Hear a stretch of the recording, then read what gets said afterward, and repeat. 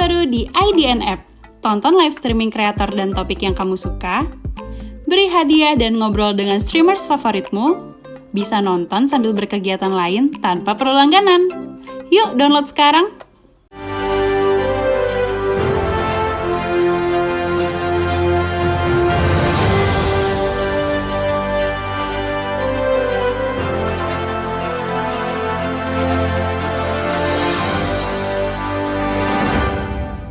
Halo Sobat Milenial, kalian sedang menyaksikan program Top News by IDN Times bersama saya, Larasati Putri. Selama 30 menit ke depan, kami akan menyajikan rangkuman Top News sepanjang hari ini, Rabu 21 Desember 2022. Kita mulai Top News hari ini dengan informasi dari Jawa Timur. Penyidik dari Komisi Anti Rasuah atau KPK kembali melakukan penggeledahan di kantor DPRD Jatim pada Selasa siang kemarin. Hasilnya, mereka membawa 6 koper.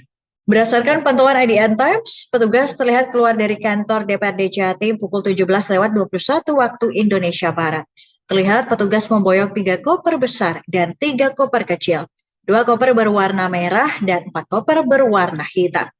Kemudian para penyidik KPK tersebut memasukkan koper-koper ke dalam mobil Innova berwarna hitam. Terlihat ada 8 mobil dikendarai oleh penyidik KPK. Belum diketahui pasti berkas apa yang dibawa oleh para penyidik dan mereka pun tidak mengeluarkan satu patah kata pun. Para penyidik ini diketahui menggeledah sejumlah ruangan di kantor DPRD Jatim, yakni ruang VIP, fraksi PKB, serta fraksi Demokrat. Penggeledahan ini sudah dilakukan selama 9 jam sejak Senin 19 September lalu. Sebelumnya diketahui Wakil Ketua DPRD Jawa Timur Sahatwa Simanjuntak ditetapkan sebagai tersangka suap dana hibah. Ia diduga menerima aliran dana 5 miliar dalam kasus ini. Kita beralih ke Bandar Lampung. Dalam sidang kasus korupsi suap penerimaan mahasiswa baru Unila 2022, tersangka Prof. Heriandi menyebutkan seluruh pejabat dekan fakultas ikut menitipkan nama-nama para calon mahasiswa baru. Selasa siang kemarin, tersangka korupsi suap penerimaan mahasiswa baru Unila Jalur Mandiri 2022, Prof. Heriandi bersama Ketua Yayasan Alfian Husin menghadiri sidang pemeriksaan saksi untuk terdakwa Andi Desviandi di Pengadilan Negeri Tipikor Tanjung Karang, Bandar Lampung. Profesor Heriandi dalam kesaksiannya menyampaikan bahwa Rektor Unila nonaktif Prof. Karomani mengundang para dekan-dekan dalam rapat finalisasi di Hotel Jakarta untuk menentukan nama mahasiswa titipan jalur mandiri yang akan diluluskan. Tidak dibutuhkan waktu sampai jam 12, tapi kalau sudah selesai ya akan. Usai nama-nama calon mahasiswa titipan itu terkumpul, maka selanjutnya ditangani oleh Dekan Teknik Unila sekaligus Ketua PMB Unila 2022, Helmi Fitriawan.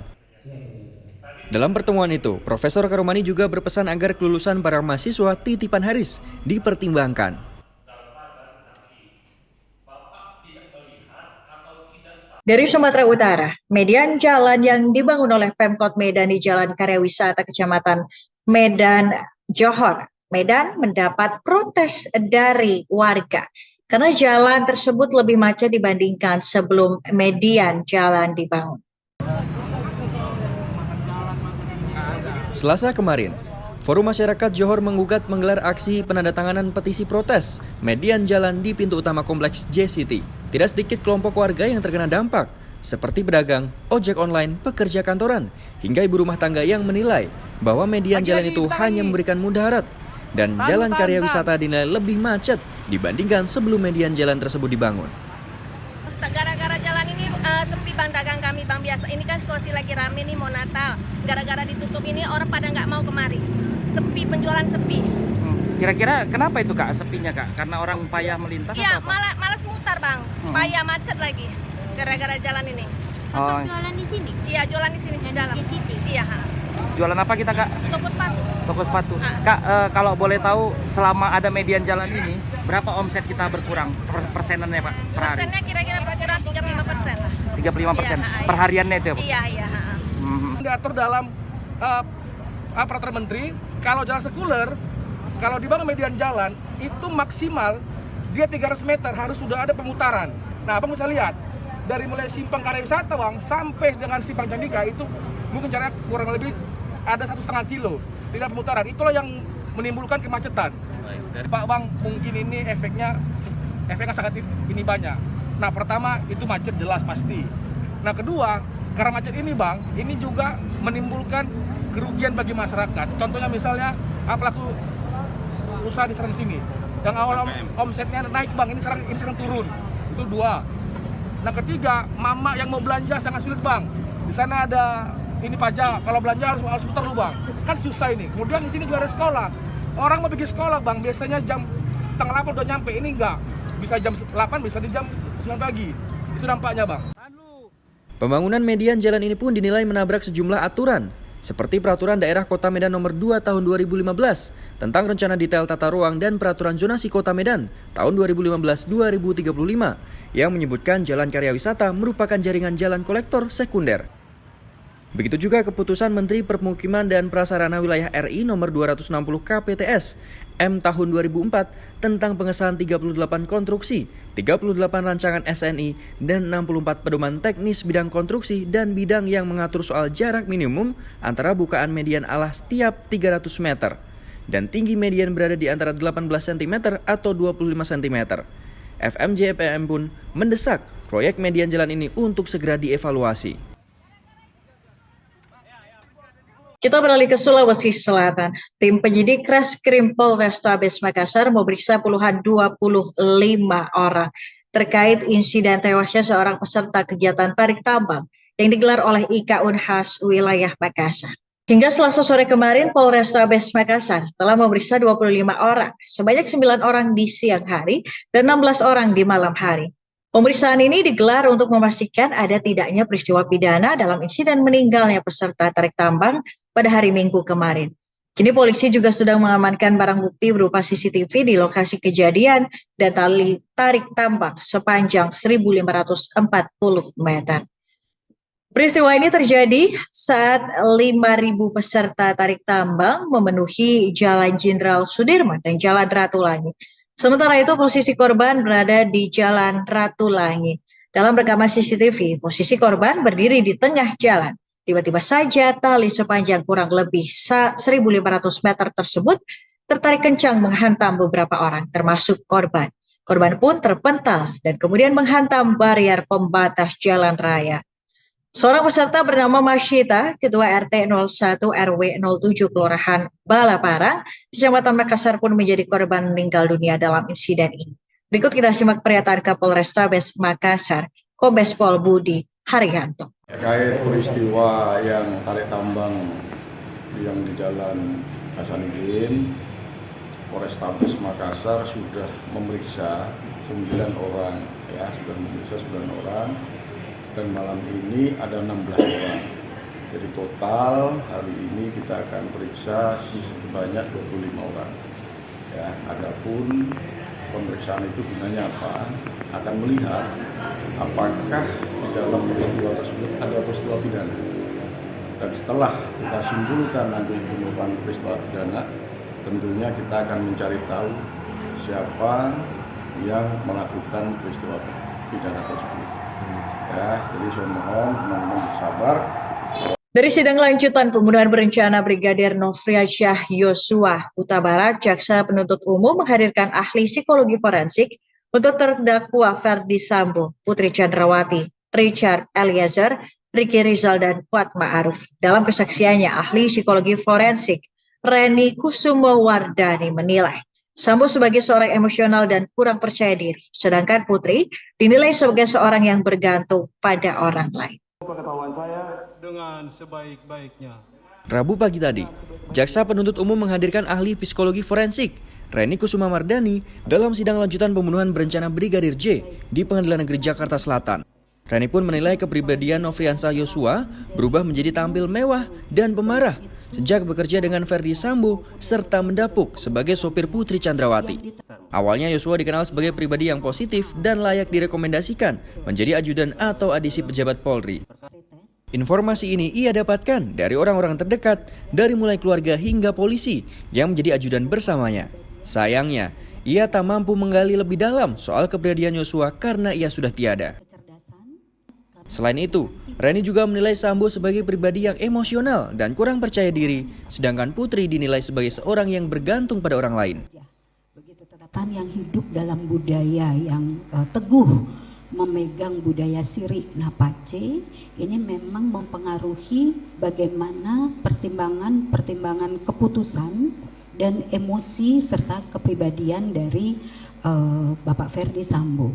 Jadi ada mudah self esteemnya, harga dirinya itu terganggu apabila dia kehormatannya itu terganggu seperti itu, dan kemudian dapat menjadi orang yang dikuasai emosi, tidak terkontrol, tidak dapat berpikir panjang terhadap tindakan yang dilakukan.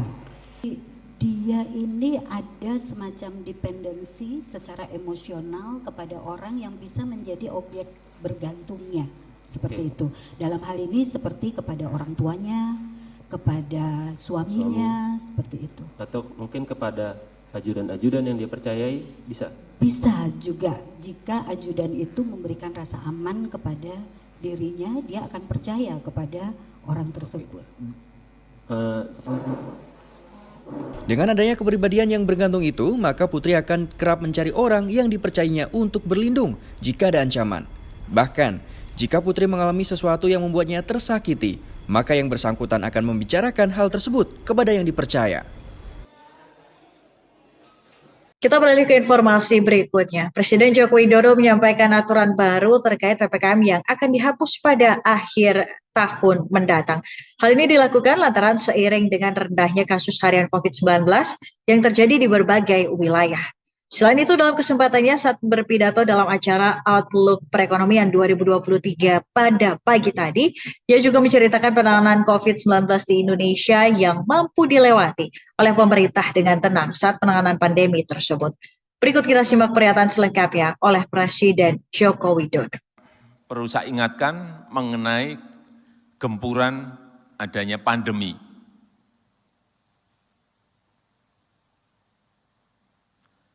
Saat Delta masuk, kasus harian kita mencapai 56.000 kasus.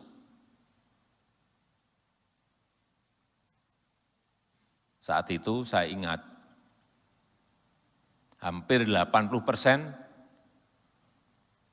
menteri menyarankan saya untuk lockdown.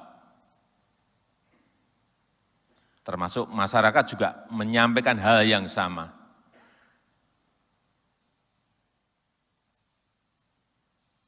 Kalau itu kita lakukan saat itu, mungkin ceritanya akan lain sekarang ini. Muncul lagi Omikron,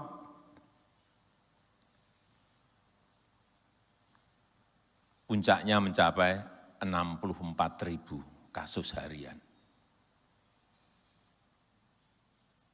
Sehingga kita ingat saat itu, ada APD kurang, oksigen nggak ada, pasien numpuk di rumah sakit.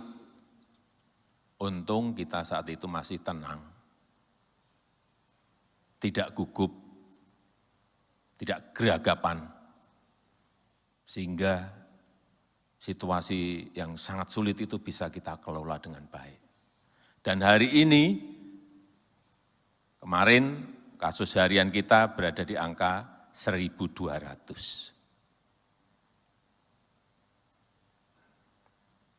Dan mungkin nanti akhir tahun kita akan menyatakan berhenti PSBB, PPKM kita. Sobat Milenial, jangan kemana-mana, Top News akan kembali dengan informasi Presiden Jokowi yang meninjau langsung bahan pokok di Madiun jelang Natal dan juga Tahun Baru.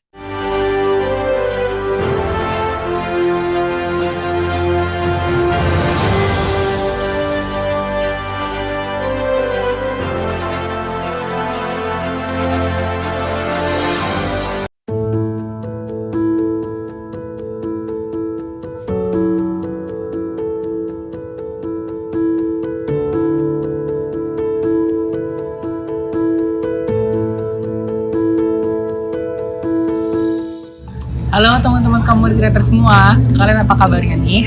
Nggak kerasa ternyata IDN Times Community udah menginjak usia yang ke-5 tahun. Terima kasih buat teman-teman writer yang udah setia menemani kami selama 5 tahun ini. Banyak banget pengalaman seru yang kita alami bareng-bareng, mulai dari nulis dan ngedit artikel, terus ada kompetisi nulis, bahkan sampai kemarin ada acara Indonesia Writers Festival 2021.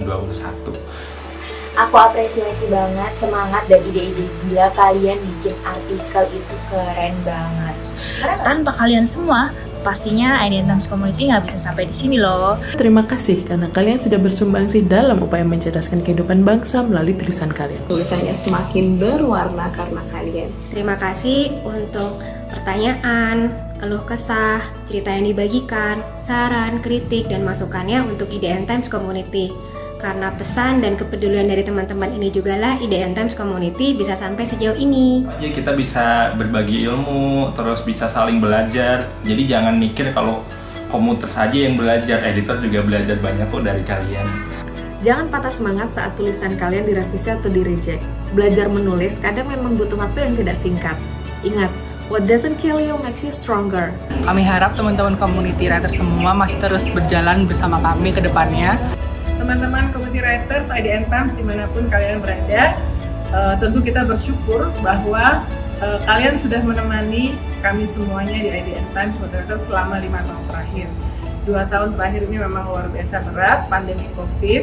Mungkin di antara kita ada yang sangat sulit ya, tetapi saya tahu lewat menulis, menuangkan kreativitas, ini bisa menjadi salah satu upaya untuk tetap bersemangat bersama ya. Semoga kita bisa pulih bersama dan ternyata kreativitas dan tulisan-tulisan itu menginspirasi dan menemani pembaca dari IDN Times, khususnya community writer.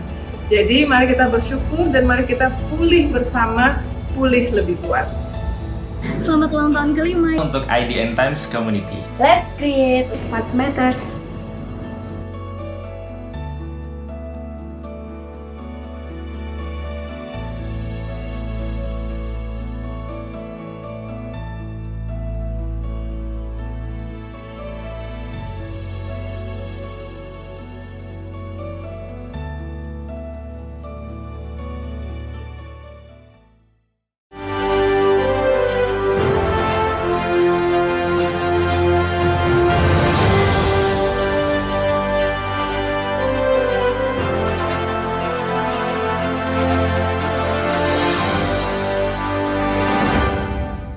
Terima kasih masih bersama Top News.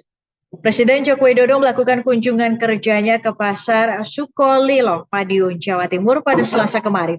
Dalam kunjungan tersebut, Jokowi meninjau ketersediaan bahan pokok menjelang Natal dan juga Tahun Baru. Dalam kunjungannya, Jokowi memantau pasokan dan ketersediaan bahan pangan pokok saat mengunjungi Pasar Sukolilo di Kecamatan Jiwan, Madiun, Jawa Timur pada Selasa kemarin. Didampingi dengan Gubernur Jawa Timur Hovifah Indar Parawansa beserta jajaran lainnya, Jokowi mendatangi sejumlah lapak pedagang dan berbincang untuk menanyakan mengenai pasokan barang kebutuhan pokok menjelang Natal dan Tahun Baru. Selain itu, Bupati Madiun Ahmad Dawami yang turut mendampingi Presiden Jokowi telah memastikan jika pasokan bahan pokok di Madiun dalam kondisi yang stabil. Dalam kunjungannya, Jokowi beserta Ibu Iriana juga menyerahkan bantuan kepada para pedagang dan dilanjutkan meresmikan bendungan Semantok di Kabupaten Nganjuk. Presiden Joko Widodo didampingi Menko Perekonomian dan Menteri ASDM di Istana Merdeka Jakarta mengumumkan kebijakan pemerintah yang akan melarang ekspor biji bauksit mulai Juni 2023 mendatang. Pemerintah berharap dari larangan ekspor ini pendapatan devisa dari bauksit akan naik dari 21 triliun menjadi 62 triliun rupiah.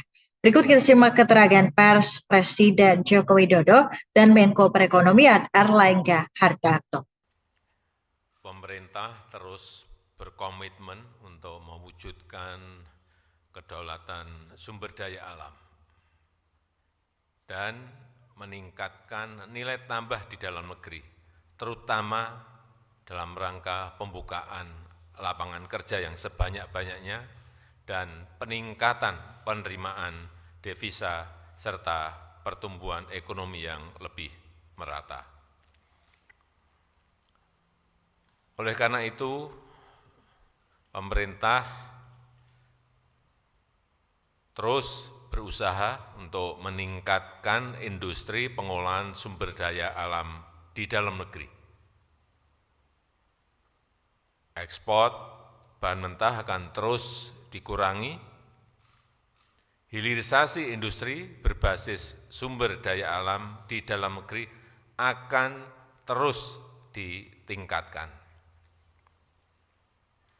Pada 1 Januari 2020 kita telah memulai pelarangan ekspor biji nikel.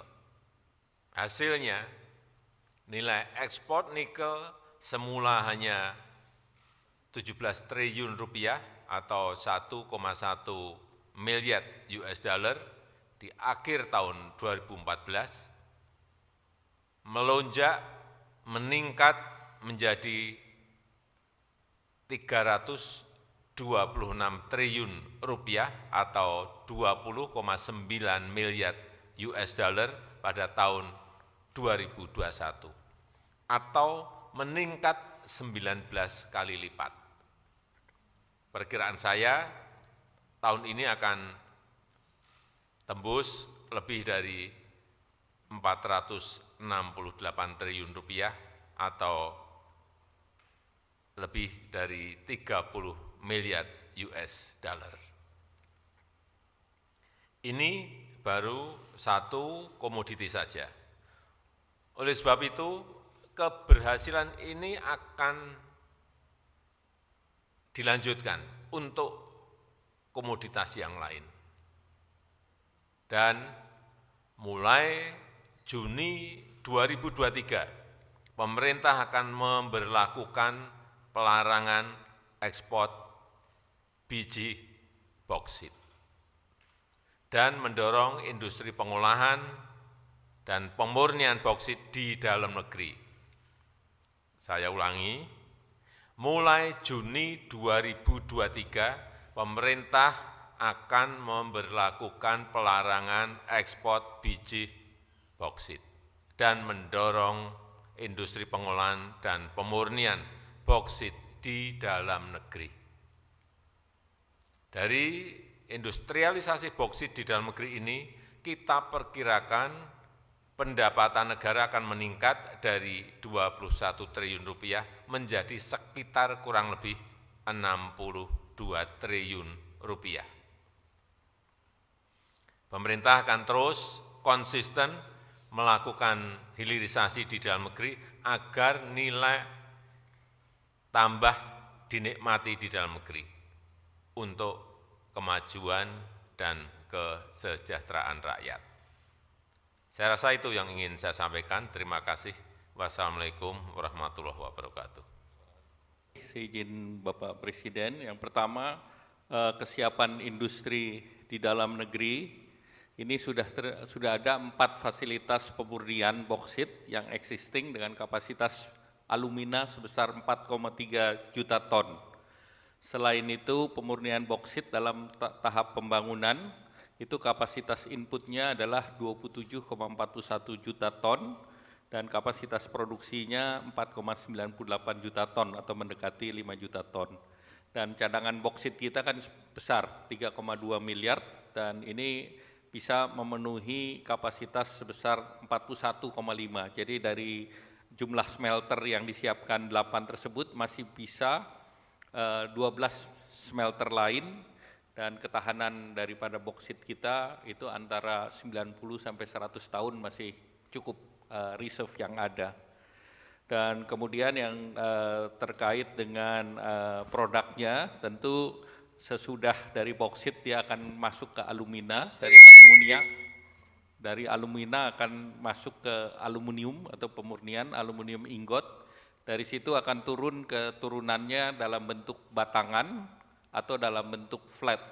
Nah, tentu nanti akan turun lagi ke industri yang sekarang sudah punya ekosistem, yaitu industri permesinan, industri konstruksi. Nah, kemudian terkait dengan gugatan WTO, karena ini baru diumumkan, belum ada gugatan, ya nggak perlu kita bahas dulu. Kita lihat sesuai dengan apa yang berkembang di dunia. Kemudian terkait dengan kasus nikel, tentu kita ada mekanismenya sesuai dengan mekanisme WTO juga. ya karena diperkenankan banding ya kita banding saja. Kemudian yang komoditas lain nanti menunggu arahan Bapak Presiden, karena Bapak Presiden mengatakan nanti sesuai dengan rapat dengan itu setiap tahun nanti kita lihat komoditas lainnya. Ya, demikian, terima kasih. Untuk komoditas lain semuanya dikalkulasi, dihitung mengenai kesiapan industrinya. Begitu industrinya setengah siap, nggak usah harus siap, setengah siap langsung kita hentikan. Kita paksa untuk segera industrinya diselesaikan, sehingga dari kasus perjalanan nikel ini kita banyak sekali belajar. Sobat Milenial, jangan kemana-mana, Top News akan kembali dengan informasi Mark yang semakin padu dengan Timnas Indonesia jelang Piala AFF 2022.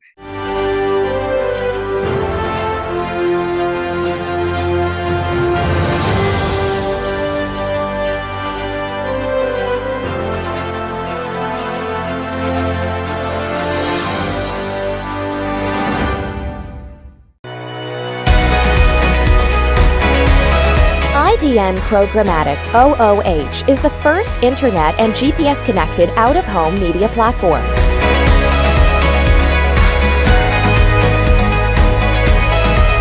Creating public-private partnership with the city we operate in, we utilize taxis and ride-sharing vehicles for distribution and scale.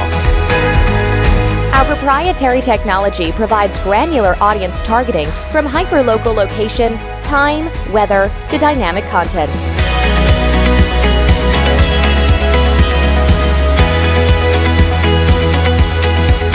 We bridge your digital life to real life.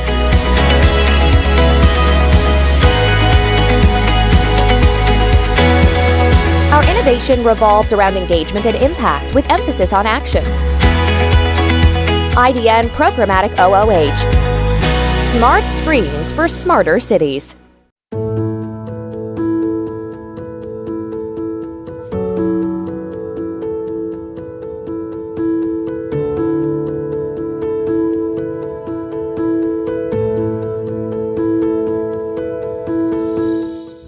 Halo teman-teman community creator semua, kalian apa kabarnya nih? Nggak kerasa ternyata IDN Times Community udah menginjak usia yang ke-5 tahun. Terima kasih buat teman-teman writer yang udah setia menemani kami selama 5 tahun ini. Banyak banget pengalaman seru yang kita alami bareng-bareng, mulai dari nulis dan ngedit artikel, terus ada kompetisi nulis, bahkan sampai kemarin ada acara Indonesia Writers Festival 2021. Aku apresiasi banget semangat dan ide-ide gila kalian bikin artikel itu keren banget. Tanpa kalian semua, pastinya IDN Times Community nggak bisa sampai di sini loh. Terima kasih karena kalian sudah bersumbangsi dalam upaya mencerdaskan kehidupan bangsa melalui tulisan kalian. Tulisannya semakin berwarna karena kalian. Terima kasih untuk pertanyaan, keluh kesah, cerita yang dibagikan, saran, kritik, dan masukannya untuk IDN Times Community. Karena pesan dan kepedulian dari teman-teman ini juga lah IDN Times Community bisa sampai sejauh ini. Jadi kita bisa berbagi ilmu, terus bisa saling belajar. Jadi jangan mikir kalau komuter saja yang belajar, editor juga belajar banyak kok dari kalian. Jangan patah semangat saat tulisan kalian direvisi atau direject. Belajar menulis kadang memang butuh waktu yang tidak singkat. Ingat, what doesn't kill you makes you stronger. Kami harap teman-teman community writer semua masih terus berjalan bersama kami ke depannya. Teman-teman community writers IDN Times dimanapun kalian berada, tentu kita bersyukur bahwa kalian sudah menemani kami semuanya di IDN Times Writers selama 5 tahun terakhir. 2 tahun terakhir ini memang luar biasa berat, pandemi COVID. Mungkin di antara kita ada yang sangat sulit ya, tetapi saya tahu lewat menulis, menuangkan kreativitas, ini bisa menjadi salah satu upaya untuk tetap bersemangat bersama ya. Semoga kita bisa pulih bersama dan ternyata kreativitas dan tulisan-tulisan itu menginspirasi dan menemani pembaca dari IDN Times, khususnya community writers. Jadi mari kita bersyukur dan mari kita pulih bersama, pulih lebih kuat. Selamat ulang tahun ke-5 untuk IDN Times Community. Let's create what matters.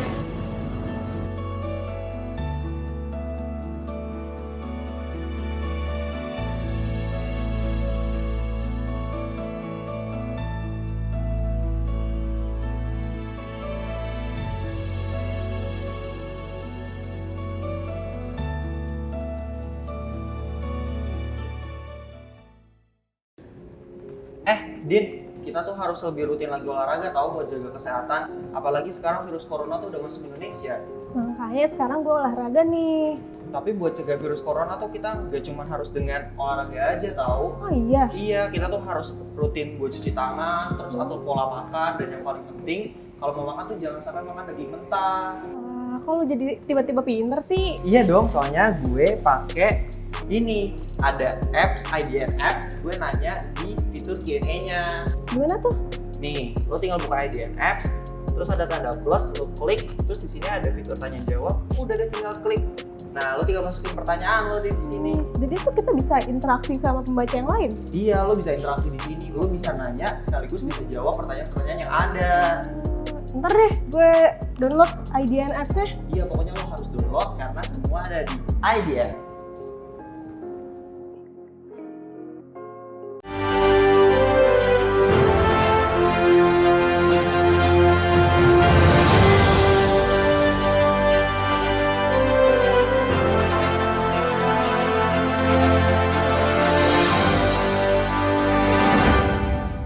Terima kasih masih bersama Top News.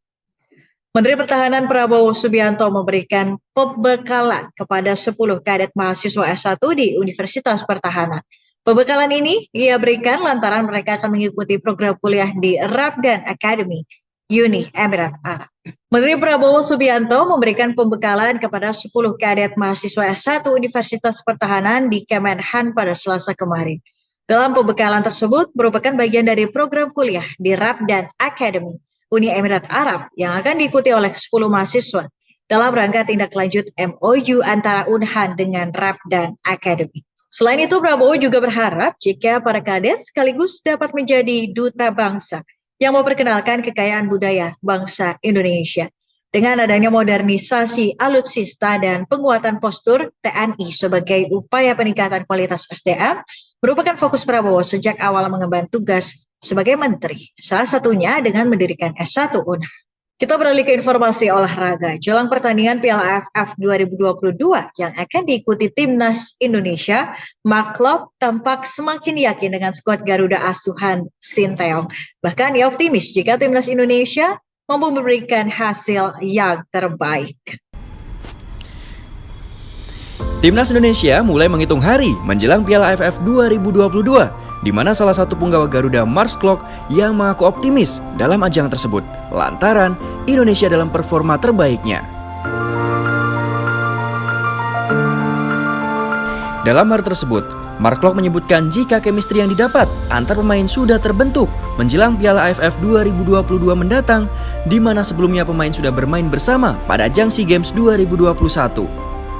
Kendati demikian, Klok mengakui jika terdapat salah satu masalah yang mengganggu pemain, yakni ketiadaan dalam pertandingan liga usai terjadinya tragedi Kanjuruhan.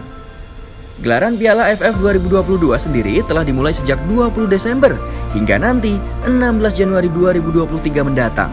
Dalam ajang tersebut, Indonesia berada dalam grup A bersama Kamboja, Brunei Darussalam, Thailand, dan juga Filipina. Informasi tadi menutup perjumpaan kita hari ini, Sobat Milenial. Terima kasih sudah menyaksikan Top News. Ikuti terus perkembangan berita-berita terbaru hanya di IDN Times. Saksikan terus Top News by IDN Times setiap Senin hingga Jumat pukul 18.30 waktu Indonesia Barat. Dan jangan lupa untuk mendownload IDN App. Saya Larasati Putri bersama tim yang bertugas mengucapkan terima kasih. Terus patuhi protokol kesehatan dan sampai jumpa.